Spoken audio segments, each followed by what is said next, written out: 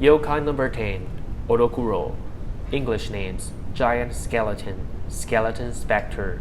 Alternate Japanese names: Dokuro no Kai, Megurabe. Height: up to 150 feet, 45 meters. Weight: variable depending on size. Locomotion: bipedal, quadrupedal. Distinctive features: a giant skeleton, or a body composed of many bones. Offensive weapons: fearsome appearance, a vengeful appetite. Abundance: rare. Habitat: unspecified. Claim to fame: these titanic skeleton monsters appear over battlefields and other places where large numbers of human bodies have been left to rot without proper burials.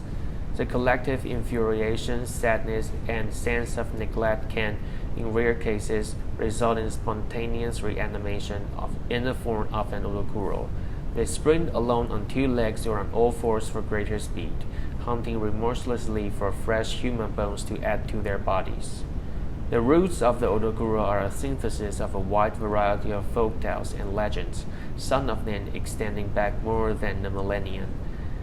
At their most basic, O-dokuro are simply oversized human skeletons.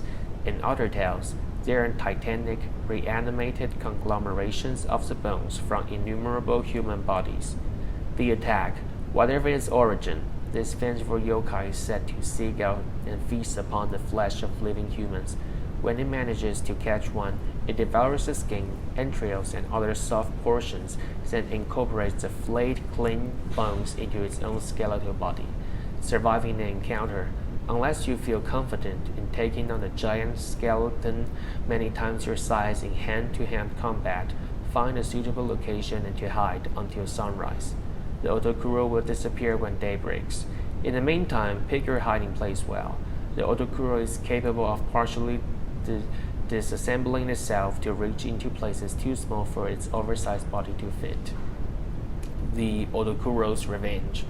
Famed woodlock printmaker Kuniyoshi Utagawa 19th century's rendition of a giant skeleton menacing a pair of samurai. Mitsukuni defines the skeleton specter.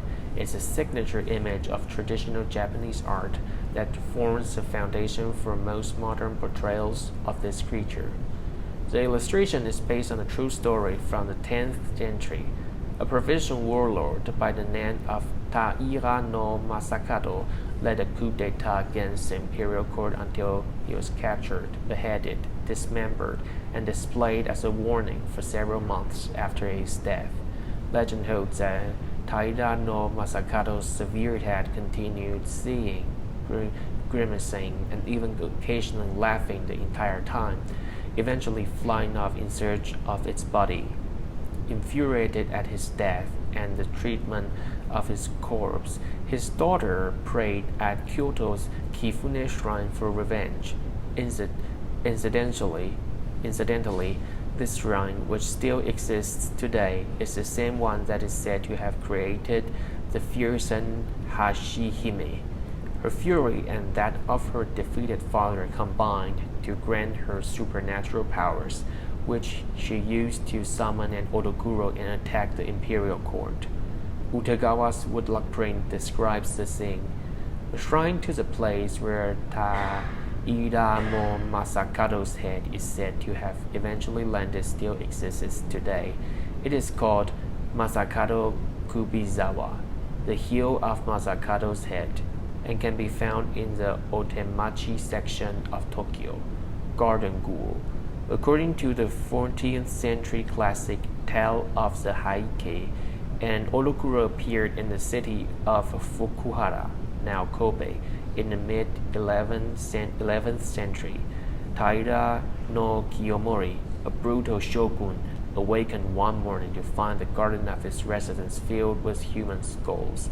When he called for his retainers, the skulls quickly began assembling into a massive skeleton said to tower some 150 feet, 45 meters off the ground.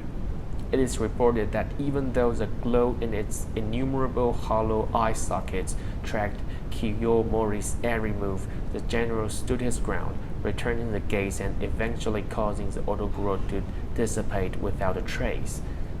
This method of staring down an O-dokuro is absolutely not recommended for novices.